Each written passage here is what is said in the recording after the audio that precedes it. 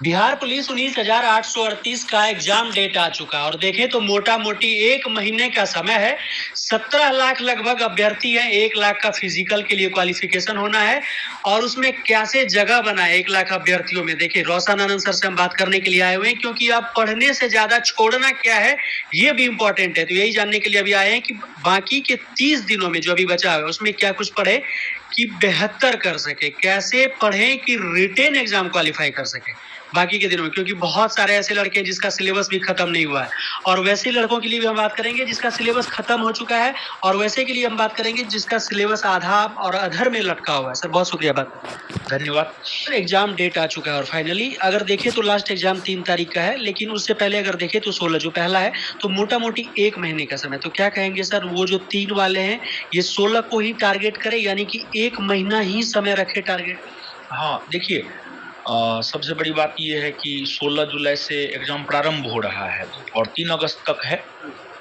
तो आपको यही मान करके चलना है। अभी तो किसी का ये स्पष्ट नहीं हुआ है कि किसका 16 को है, किसका 20 को है, किसका 23 को है, ये तो स्पष्ट नहीं हुआ है। तो अभी तो सबको यही मान करके चलना है कि हमारा एग्जाम फर्स्ट डेट में ही होने वाला है। तो बचे हुए 1 माह में अगर देखा जाए तो बारीकी से चीजों को करना होगा। एक बहुत बढ़िया ऐप है एस्ट्रोटॉक। वहाँ पे जो पंडित जी है, आप दोनों का फ्यूचर बिल्कुल खोल के होगा। देखिए सबसे बड़ा चीज क्या होता है पता है? सबसे बड़ा चीज होता है कि सिलेबस पे कमांड। सिलेबस पे कमांड अगर किसी भी बच्चा का है, भले वो सेट प्रैक्टिस किया हो या नहीं किया हो, भले वो क्वेश्चन बैंक किया हो या नहीं किया हो, लेकिन सिलेबस की समझ आपको कहाँ से सिलेबस की समझ आप कहाँ से ले पाएंगे? प्रीवियस ईयर क्वेश्चन से ही आप ले पाते हैं सिलेबस की समझ। तो previous year question specially last जो एग्जाम हुआ है 21,391 पोस्ट, उसमें जो क्वेश्चन है उस क्वेश्चन को देखिए और उस क्वेश्चन के अकॉर्डिंग आप ये देखिए कि आपका कौन सेगमेंट पे कमांड है और कौन सेगमेंट पे कमांड नहीं है। जिस पे कमांड है उसका भी रिवीजन करना है और जिस पे नहीं है उस पे भी अभी कम से कम 15 दिन तक काम जरूर करना चाहिए। क्योंकि अगर आप किसी भी चीज को पढ़े हुए होते हैं ना, तो 15 दिन रिवीजन के लिए सफिशियंट होता है। 15 दिन रिवीजन के लिए कम थोड़े होता है। तो सर ये उस स्टूडेंट के पर्सपेक्टिव से कह रहे हैं जिसका सिलेबस अभी अधर में लटका हो। हाँ, मतलब जिसका पूरा सिलेबस नहीं हो पाया है वो 15 दिन में प्रयास ये करे कि सिलेबस पे कमांड कर ले और सिलेबस पर कमांड करने के बाद बाकी 15 दिन में जो है आप रिवीजन कीजिए। क्वेश्चन हाँ, और आपको हम एक स्टेटमेंट बोलते हैं आर स्क्वायर मतलब आर बराबर आर, या आप जो भी कह लीजिए, आर स्क्वायर या आर बराबर आर, रिवीजन बराबर रिजल्ट। देखिए आप कहीं भी पढ़ते हैं, आप कहीं भी पढ़ते हैं, टीचर आपको एक बार पढ़ाता है, लेकिन आप जितना ज़्यादा रिवीजन करके जाइएगा उतना आपका कॉन्फिडेंस लेवल बढ़ा हुआ रहेगा और उतना आपके रिजल्ट के चांसेस जो है बढ़ जाते हैं। और सबसे बड़ा चीज़ होता है कि आत्मविश्वास आप में, मतलब हम आपको बता रहे हैं कि आज तो हम बहुत कुछ पढ़ लिए हैं, बहुत सारा एग्जाम में रिजल्ट दिए हैं, लेकिन शुरुआती दौर में बहुत कुछ नहीं पढ़े थे, लेकिन एक सेल्फ कॉन्फिडेंस होता था कि नहीं, हमसे हो सकता है और हम कर सकते हैं और हम कर जाते थे।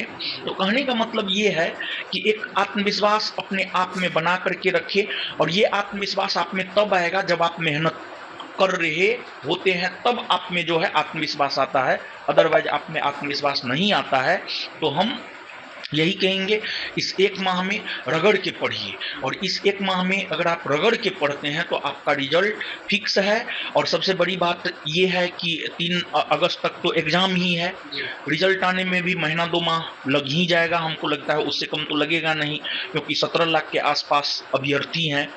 तो फिर फिजिकल का जहाँ तक सवाल है, हमको लगता है फिजिकल जो है नवंबर दिसंबर में ही होगा। तो एग्जाम के बाद फिजिकल के लिए जो है हमको लगता है 2-3 माह का समय मिल जाएगा, और फिजिकल तैयार करने के लिए 45 दिन, 50 दिन या 60 दिन, 2 माह बहुत सफिशियंट होता है। तो अभी जैसे कुछ बच्चे ऐसे हैं, जैसे कि सीएसबीसी का ही प्रेस कॉन्फ्रेंस हुआ था, उसमें जो है एक स्टेटमेंट आया था कि जो बच्चा पढ़ाई और दौड़ाई दोनों साथ में करेंगे तो उन्हीं का मेरिट बनेगा। खैर ये सही बात है, लेकिन बीच में जो इलेक्शन है ना, इलेक्शन की वजह से जो है एग्जाम के बाद बच्चों को मेरे ख्याल से समय मिलना चाहिए। 3 माह का समय फिजिकल के लिए जरूर मिलेगा एग्जाम के बाद। और जब कोई भी बच्चा एग्जाम देता है ना, तो फिर उसको लग जाता है, थोड़ा ना थोड़ा उसको लगता है कि नहीं हो सकता है या नहीं हो सकता है, या फिर हम बाउंड्री पे हैं। थोड़ा सा भी अगर किसी बच्चा को लगता है कि मेरा रिजल्ट हो सकता है, वो एग्जाम देने के बाद से ही फिजिकल की तैयारी करना शुरू कर दे। तो कुल मिलाकर के जिन बच्चों का सिलेबस कंप्लीट नहीं है, बचे हुए 15 दिन में, मतलब इस माह के लास्ट जाते जाते आप सिलेबस पे कमांड बनाइए, बाद बाकी 15 दिन रिवीजन कीजिए। फिर जिन बच्चों का मान लिया जाए कि सिलेबस पहले से कंप्लीट है, उनको तो हम ये कहना चाहेंगे कि आप revision more and more times कीजिए। क्योंकि देखिए, जो आप पढ़े हैं, जहां से प्रश्न आया है, और कोई भी एग्जाम हो अगर 100 क्वेश्चन पूछता है ना, तो 50-60 क्वेश्चन ऐसा जरूर पूछता है कि हर बच्चा बना सकता है, जेन्युइन बच्चा। और देखिए, कंपटीशन का जहां तक सवाल है ना, तो लगभग 1 लाख के आसपास बच्चों का रिजल्ट होगा। कंपटीशन जो है ना, लाख बच्चा में ही है, 1-2 लाख बच्चा में ही कंपटीशन है। तो जिनका सिलेबस पे पूरा कमांड हो चुका है, वो रिवीजन करें, और रिवीजन के साथ साथ जो है क्वेश्चन बैंक को आप जरूर देखें। और फिर उसके बाद जो है, देखिए, सेट प्रैक्टिस भी जरूरी होता है। हम ये नहीं कह रहे हैं कि सेट प्रैक्टिस जरूरी नहीं होता है, एकदम सेट प्रैक्टिस जरूरी होता है, लेकिन वैसा सेट लगाए जो एग्जाम ओरिएंटेड हो। और एग्जाम ओरिएंटेड सेट है या नहीं है, इसका अनुमान आप क्वेश्चन बैंक से लगा सकते हैं।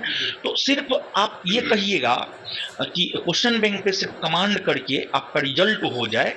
तो जैसे हम जो निकाले हैं क्वेश्चन बैंक, उसमें हम क्या किए हैं पता है? हम क्यों बोले, हम एक लाइन बोले हैं क्वेश्चन बैंक को लेकर के, जो इस क्वेश्चन बैंक किताब को पूरा कर जाएगा उसका रिजल्ट हो जाएगा। ये बात हम क्यों बोले हैं पता है? क्योंकि उस क्वेश्चन बैंक को हम तैयार किए हैं, तो उसमें हम पूरे क्वेश्चन बैंक को आधार बना करके पूरे सिलेबस दे दिए हैं। आप बुक जाकर के देखिए ना, तो पूरे सिलेबस को हमने डिस्कस कर दिया है। इसी वजह से हम बोले हैं कि उस क्वेश्चन बैंक को भी अगर कोई बच्चा कर लेता है तो हमको लगता है रिजल्ट हो जाएगा। तो कुल मिलाकर के कंक्लूड ये करना चाह रहे हैं कि जिनका सिलेबस पे कमांड है वो रिवीजन करे और सेट मारे। सर, वो तो ठीक है कि सारे लोग रिवीजन करेंगे, लेकिन उससे पहले लड़कों के मन में एक दुखी रहता है कि क्या होगा नहीं होगा।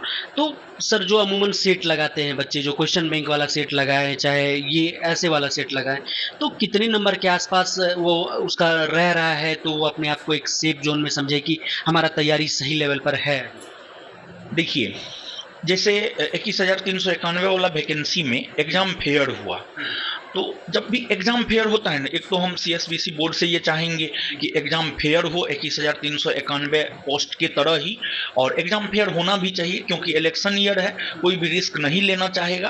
तो एग्जाम अगर फेयर होता है ना, तो फिर आप मान करके चलिए कि कोई भी बच्चा अगर लड़का अगर मान करके चलिए 55 से 60 या 60 के आसपास मान लीजिए ना, 60 से 2 कम 2 ज्यादा, 60 के आसपास अगर कोई भी बच्चा किसी भी सेट में रह रहा है, लड़का, वो किसी भी कैटेगरी में है, उसका फिक्स है रिजल्ट होगा।